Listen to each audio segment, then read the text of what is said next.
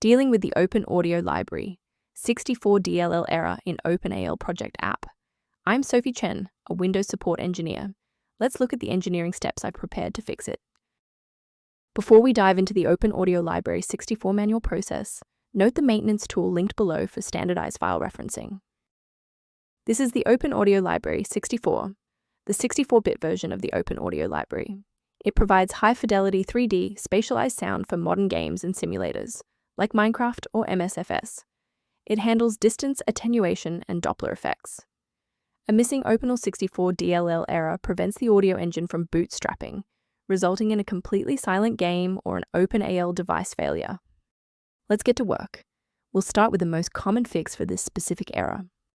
The presence of Open Audio Library 64DLL is mandatory for OpenAL Project to initialize the engine, and a full reinstallation of your main application suite with the error will resolve the error by deploying a fresh copy of the library.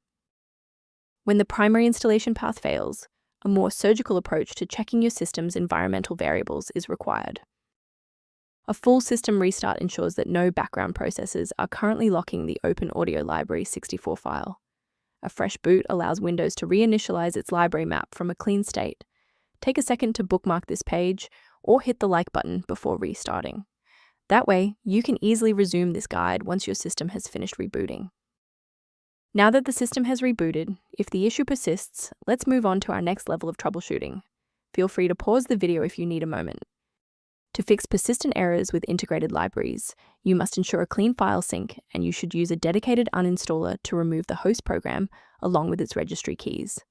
Following this with a fresh installation of your software components ensures that the DLL file is properly mapped for the host program to run. Why are we doing this? Well, residual registry entries can point the software to the wrong file path, and a complete removal ensures that the new installation is correctly indexed by the operating system. From a systems engineering perspective, there is one major security pitfall I need to help you avoid. A professional word of caution: many domains offering standalone Open Audio Library 64DLL downloads are actually distributing modified binaries capable of logging keystrokes and compromising encrypted credentials. For a comprehensive approach to system health, I recommend incorporating a verified maintenance protocol into your routine. If library alerts are present, the system resource below offers informational guidance on managing Open Audio Library 64 dependencies.